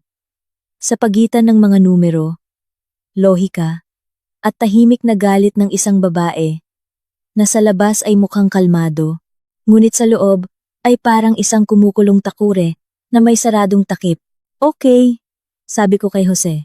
Nakaw ang kotse. Hanggat nandyan iyan, nasa kamay ka nila. Tatawag si George sa Biyernes. Mayroon tayong 2 araw. Ang layunin. Alisin ka sa kanilang kamay para walang makulong at walang masaktan. May mga tanong? May plano ka? Tiningnan ako ni Jose na parang isang taong nawawala sa gubat at kinain na ang huling piraso ng tinapay na tumitingin sa isang gabay. Mayroon akong simula ng isang plano. Idadagdag natin ang natitira habang nagpapatuloy tayo. Huwebes ng umaga. Tinawagan ko si Renato. Renato, kailangan ko ang tulong mo. Ang huli. Nakikinig ako. Sabi mo, may ikatlong opsyon. Sa tingin ko, ito iyon. Ibabalik ni Jose ang kotse sa mga taong iyon at puputulin ang ugnayan. Ngunit kung ibabalik lang, hahanap sila ng ibang tali. Kailangan nating gawin ito. Para maging walang silbi ang tali. Para sila mismo ang hindi makinabang. Sa paghila sa lubid, tumahimik si Renato. Pagkatapos ay sinabi, sigurado kang accountant ka, hindi isang strategist? Ang isang accountant ay isang strategist. Mayroon lang kaming calculator sa halip na isang espada. Makinig ka. Pinipilit ni George at ng kanyang boss si Jose. Dahil iniisip nilang nag-iisa siya. Walang koneksyon, walang proteksyon, walang yaman, isang ordinaryong foreman na nahuli, at maaaring gatasan, nang walang katapusan, ngunit hindi nag-iisa si Jose. Nasa likod mo siya, at ikaw, kung tama ang pagkakaintindi ko, ay hindi basta-basta sa mundo ng construction. Hindi basta-basta. Sang-ayon ni Renato. Hindi ang una. Ngunit sapat na kilala para mas gusto ng ilang tao na huwag makipag-away sa akin. Eksakto, kung malalaman ni George at ng kanyang boss na tauhan mo si Jose, na nasa likod mo siya, magbabago ang kalkulasyon. Ang paghawak sa isang foreman na nag-iisa ay kumikita. Ang pakikipag-away kay Renato dahil sa isang foreman ay hindi. Sinasabi mo bang dapat kong kausapin sila? Sinasabi kong dapat mong kausapin sila. Ipaliwanag mo na si Jose ay nasa ilalim ng iyong proteksyon, na ibabalik niya ang kotse, na dito nagtatapos ang kwento. At kung susubukan nilang magpatuloy, hindi sila magiging komportable. Matagal na nanahimik si Renato. Naririnig ko ang kanyang paghinga sa telepono. Kalmado, regular, nag-iisip, Clara. Sa wakas, ay sabi niya, naiintindihan mo ba ang hinihiling mo? Hinihiling mong gamitin ko ang impluwensyang binuo ko sa loob ng 20 taon para sa negosyo, para sa isang taong nagnakaw ng semento. Hinihiling kong tulungan mo ang isang pamilya, sabi ko. Ang parehong pamilyang 8 buwan mong pinadalhan ng pera. Nang hindi nagtatanong, namuhunan ka na, Renato. Kailangan mo na lang tapusin. Katahimikan. Ang pinsan ng iyong ama. Mahinang sabi ni Renato. Minsan, halos pareho ang ginawa niya para sa iyong ama.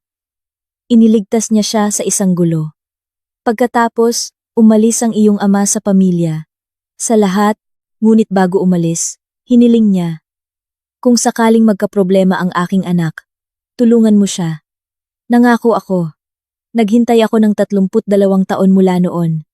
Naisip ko, baka hindi na kailanganin. Kinailangan.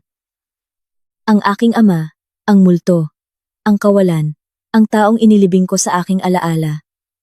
Bago pa man siya mamatay kung namatay man siya, hindi ko man lang alam At lumabas na hindi siya nag-iwan sa akin ng mana, ng sulat, ng paliwanag. Iniwan niya sa akin si Renato, tulad ng isang insurance policy na nakatago sa drawer ng ibang tao, na nag-activate sa isang aksidente. Okay, sabi ni Renato. Kakausapin ko sila, ngunit mayroon akong isang kondisyon. Ano? Hindi napipirma si Jose ng anumang ulat na hindi niya maipaliwanag sa kanyang asawa. Kung hindi aprubahan ng accountant, hindi pipirmahan ng foreman. Nagkakaintindihan ba tayo? Napangiti ako. Nagkakaintindihan tayo. Huwebes ng gabi, tumawag ulit si Renato. Maikli, propesyonal. Nakausap ko na sila. Sasabihin ni George sa kanyang boss.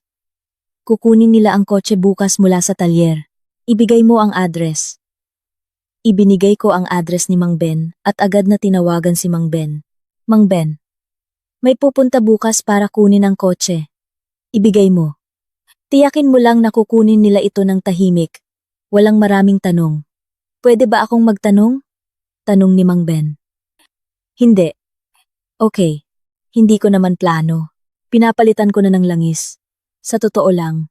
Magandang langis. Sayang ang kotse. Mang Ben. Nakaw iyon. Alam ko. Pero maganda ang langis. Biyernes. 10:00 ng umaga. Nakatanggap ako ng isang text mula kay Mang Ben. Kinuha na. 2 lalaki. Magalang. Nagpasalamat pa. Malinis na ang talyer. Kunin mo na ang langis. Sa iyo iyan. Ipinakita ko ang text kay Jose. Nakaupo siya sa kusina. Nag-absent sa trabaho. Sa unang pagkakataon sa loob ng 3 taon. Sinabi sa kanyang foreman na may sakit siya. Binasa niya ito. Inilagay ang telepono sa mesa. At nagbuga ng hininga na parang isang taong lumangoy. Nang matagal mahabang. May kasamang ungol. Buong katawan. Tapos na? Tanong niya. Hindi pa. Sabi ko. Nangako si Renato na tatawag pagkatapos ng tanghalian. Tumawag si Renato ng 2:00. Clara. Sabi niya. Tapos na. Kinuha na ang kotse. Wala nang problema si Jose. Kinumpirma ni George. Ang kanyang boss ay isang praktikal na tao. Naintindihan niya na hindi sulit ang gulo. Ang pakikipag-away sa akin dahil sa isang foreman ay dagdag na problema. Malaya na si Jose. May isang kondisyon. Ano? Kung masangkot ulit siya, hindi na ako tutulong. 1 beses, pamilya. 2 beses, katangahan. 3 beses, ugali. Hindi ako nakikipag-ugnayan sa ugali. Hindi na siya masasangkot. Sabi ko, at tiningnan si Jose. Tumango si Jose. Dahan-dahan, mabigat, tulad ng isang taong nanunumpa ng isang panata na hindi niya maaaring sirain. Hindi sa akin ang panata, kundi sa kanyang sarili. Ibinaba namin ang telepono. Tahimik na nakaupo sa kusina. Sa kabilang pader, nakikinig si Sofia ng musika. Ang mga bass ay marahan na tumutunog sa pader, tulad ng isang malayong tibok ng puso. Clara, sabi ni Jose. Salamat. Walang anuman. Ibig sabihin, literal na walang dapat ipagpasalamat. 8 buwan kang nagsinungaling sa akin. Nagnakaw mula sa construction site. Nagdala ng isang nakaw na kotse sa bahay. Nagpasok ng isang kalbong gangster sa kaarawan ng ating anak. At halos masangkot ulit. Wala kang dapat ipagpasalamat. Pero ang gripo sa banyo, aayusin mo ngayon. Bago maggabi, hindi ito isang pakiusap. Tumayo si Jose, tahimik na pumunta sa banyo. Pagkaraan ng 1 minuto, narinig ko ang isang tunog na hindi ko narinig mula pa noong Agosto. Ang tunog ng isang gumaganang wrench. Nakaupo ako sa kusina at nakikinig habang inaayos ng aking asawa ang gripo. At iniisip ko na ang buhay ay isang kakaibang accounting. Hindi laging nagtutugma ang debit at credit. Minsan, may lumilitaw na isang linya sa ulat na hindi dapat nandoon. Isang nakaw na kotse, isang kuwaderno na may mga numero, isang tawag mula sa isang kamag-anak na hindi mo alam. At nakaupo ka sa harap ng ulat na iyon. At masakit ang iyong mga pulang mata dahil sa mga numero. At gusto mong isara ang kuwaderno at umuwi. Ngunit hindi ka umaalis. Dahil isa kang accountant. At ang iyong trabaho ay balansehin ang mga account. Kahit na ayaw ng mga account na magbalanse. Kinuha ko ang aking telepono at tinawagan si Mama. Ma, naayos na ang lahat. Buhay? Buhay. Magkasama? Magkasama. Inayos na ba ang gripo? Inaayos niya ngayon. Tumahimik si Mama. Pagkatapos ay sinabi. At nanginginig ang kanyang boses sa unang pagkakataon. Sa buong panahong ito ng kabaliwan. Mabuti naman. Pumunta kayo sa linggo. Magbe-bake ako ng pie. Dalhin ninyo si Sofia at si Jose. Patingnan ninyo sa kanya ang pinto ng aparador ko. Tumutunog mula pa noong tag-araw. Si Aling Rosario, ang babaeng bakal, at pie. Iyon ang kanyang natutuwa ako. Nag-aalala ako. Pinapatawad ko kayo. Lahat sa isang salita, pie. Pupunta kami. Sabi ko. Pero wala na kaming kotse. Sasakay kami ng jeep. Tulad ng mga normal na tao. Bago pa ang lahat ng mga regalong ito. Ganoon ang ginagawa namin. At okay lang. Ibinaba ko ang telepono. At ngumiti. Sa unang pagkakataon sa isang linggo. Isang tunay na ngiti. Hindi pilit. Kundi isang ngiti na lumalabas. Kapag tapos na ang pinakamasama. At maaari ka nang mag-relax. Mula sa banyo. May narinig akong isang malakas na tunog. Pagkatapos ay isang mahinang mura. Pagkatapos ay katahimikan. At pagkatapos noon, isang pinagpalang katahimikan ng ibang uri. Tumigil na sa pagtagas ang gripo. Lumitaw si Sofia sa pintuan ng kusina. Nakapajama na may mga dinosaur. May hawak na telepono. Na may ekspresyon sa mukha na nangangahulugang. Nakatayo siya sa likod ng pinto. Sa nakalipas na 10 minuto. At sapat na ang narinig para makabuo ng isang conclusion. So hindi na tayo maghihiwalay? Tanong niya. Hindi na. At ang kotse? Wala na ang kotse. At ang hamster? Tiningnan ko siya. 13 taong gulang. Pajama na may mga dinosaur. At malinaw na mga prioridad. Pamilya. Transportasyon. Hamster. Sa ganoong pagkakasunod-sunod. Ang hamster. Pagkatapos ng bagong taon. Kung matatapos mo ang quarter ng walang bagsak, tahimik na itinaas ni Sofia ang kanyang kamao sa isang tagumpay na kilos at bumalik sa kanyang silid. Lumabas si Jose mula sa banyo. Basa ang siko. May hawak na wrench, ang gripo. Sabi niya, inayos ko na. Narinig ko, nakatayo siya sa pintuan. Malaki, basa, nagkasala. May hawak na wrench, tulad ng isang kabalyero, pagkatapos ng isang labanan, pagod, ngunit buhay, at naisip ko na baka, 12 taon na ang nakalipas, nagkamali si Mama. Ang kanyang ngiti ay hindi tapat. Ngunit ang kanyang puso ay totoo. Minsan, gumagawa lang ng mga tangang desisyon ang puso, at itinatago iyon ng ngiti. Jose, sabi ko. Ano? Sa linggo, pupunta tayo kay Mama. Sasakay tayo ng jeep. Titingnan mo ang pinto ng kanyang aparador. Okay. At isa pa. Ano?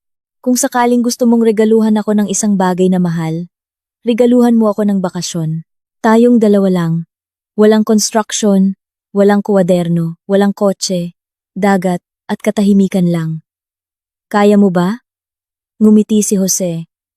Nang parehong ngiti, na sinabi ni Mama na hindi tapat. Ngunit ngayon, iba na ang nakikita ko.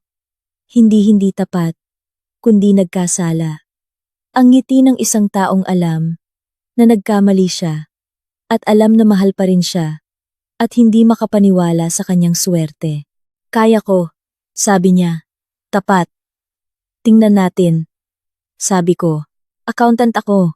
I-check ko. Tahimik ang gripo. Tumitiktak ang orasan. Sa kabilang pader, nagsisearch na si Sofia ng mga lahi ng hamster. Nagpatuloy ang buhay. Walang puting kotse. Walang lihim na kuwaderno. Walang kalbong si George. Ngunit may isang inayos na gripo. Isang nakaplanong pie. At isang ipinangakong hamster na, pagkatapos ng 2 buwan, ay papangalanang Ben, bilang parangal sa taong sumilip sa ilalim ng hood, at nagsabi ng totoo. Ngunit iyan ay ibang kuwento na. Salamat sa pakikinig hanggang sa dulo.